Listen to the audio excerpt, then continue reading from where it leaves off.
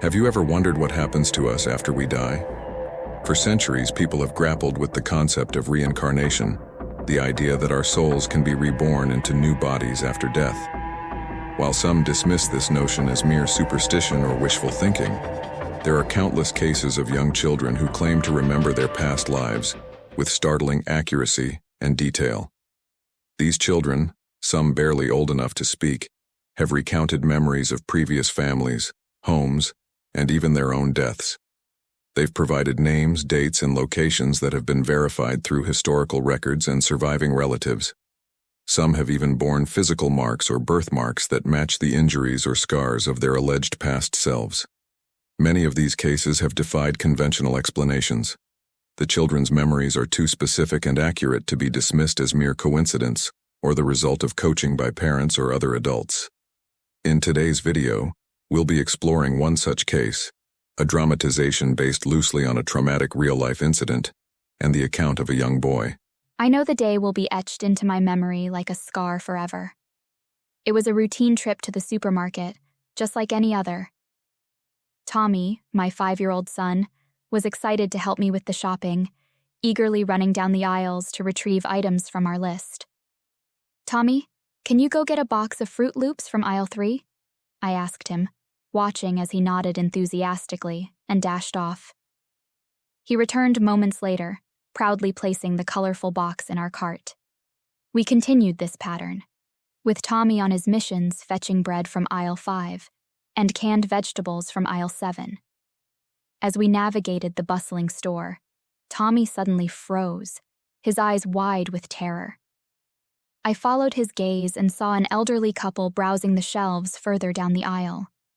Before I could react, Tommy let out a piercing scream, pointing at the man and speaking words incoherently through a sudden onset of hysterical sobbing.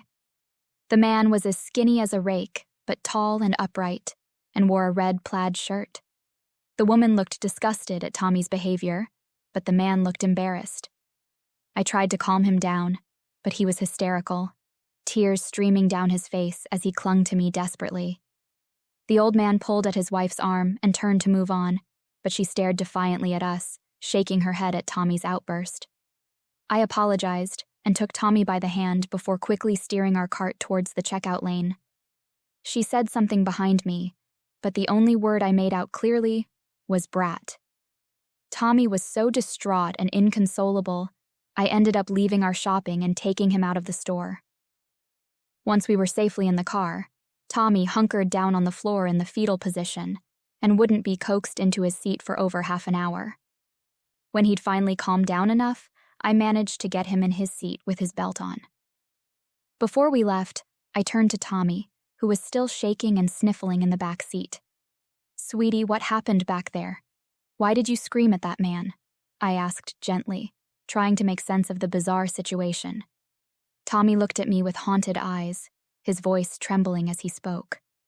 "Mommy? That was the man who took me away from my first mommy when I was a girl. He put me under the floor and made me sleep for a long time before I woke up with you." I felt the blood drain from my face, my heart pounding in my chest as I tried to process what my son had just told me. A girl? A first mommy? Under the floor? I had no idea what to make of it, but the sheer terror in Tommy's voice made me realize that this was no ordinary childhood fantasy. Over the next few weeks, Tommy shared more details about his supposed past life. He described a room with Michael Jackson posters on the wall, white lace curtains, a small TV, and teddy bear on the bed. He talked about his other mommy, a nice woman with long brown hair who used to make him his favorite meal, lasagna, every Monday night. Tommy was 5, and he'd never had lasagna in his life. The detail and conviction with which he described his past life was spooky, but the most chilling detail was the birthmark. Tommy mentioned a distinct mark on his left shoulder, a small crescent-shaped blemish that he said he had in his previous life. "Mommy called it my moon tattoo," he said. I was stunned.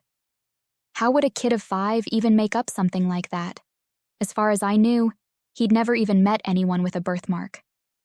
I was desperate to understand what was happening to my son and began to research past life memories, I found countless cases of children who claimed to remember previous lives, recalling details that they couldn't possibly have known.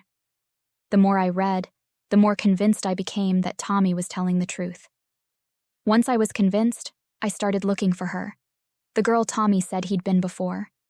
It was only then I realized I'd never asked him the most obvious question. "What was your name, sweetie?" I asked him as he played with his toy cars.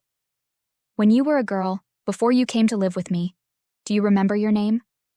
"Sarah Bear." "Sarah Bear? That's a funny name." "That's what Mom called me," he said, distractedly. "It made me mad sometimes, 'cause I wasn't a baby." "Oh, so it was Sarah?" He nodded. "Do you remember your family name? And where you were when the man took you?" "I don't want to talk about it anymore. It makes me sad," he said, rolling his favorite red Corvette with a tear streaming down his cheek. It broke my heart, and I left it at that. After Tommy shared those heartbreaking details about his past life, I became consumed with the need to find out more about Sarah and what had happened to her. I knew I had to focus my search on missing persons cases in our area, since Tommy had seen the old man right here in our local supermarket. It was the only lead I had, and I clung to it like a lifeline. I spent countless hours scouring online databases, news archives, and missing persons websites. I pored over every case, looking for any detail that might match Tommy's memories. It was like searching for a needle in a haystack, but I refused to give up. Days turned into weeks, and the search began to take a toll on me. I was exhausted and emotionally drained, but I couldn't stop. I felt like I owed it to Tommy and to poor Sarah to uncover the truth. And then, I found her. After weeks of desperate searching, I found her in a Tribune article. Sarah Mulligan, age 15 at the time of her disappearance on September 23, 2001. Physical description: height, 5'4". Weight, 110 pounds. Hair, long and straight, light brown. Eyes, hazel. Complexion, fair, with freckles across her nose and cheeks.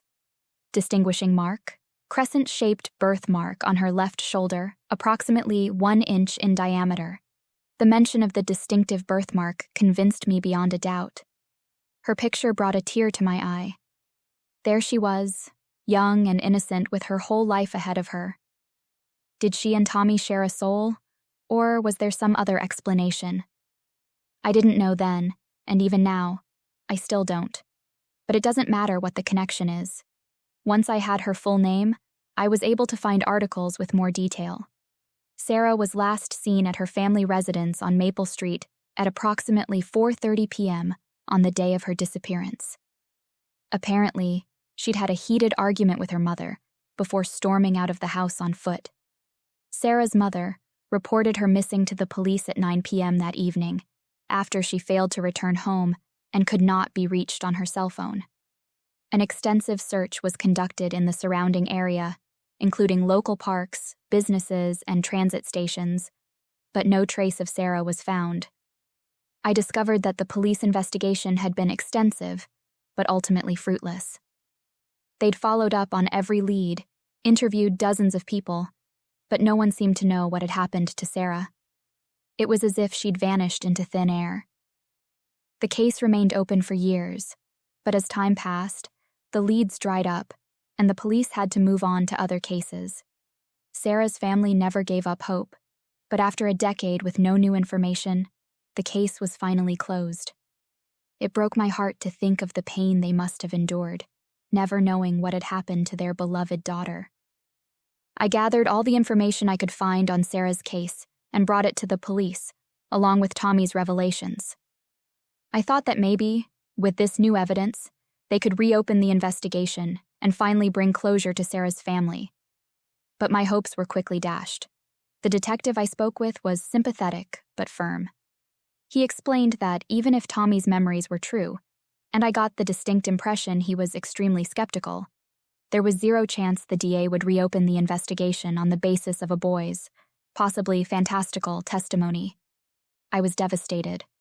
I had come so close to the truth, only to be told that justice was out of reach. But I can't let it end there. I know in my heart that Tommy's memories are real.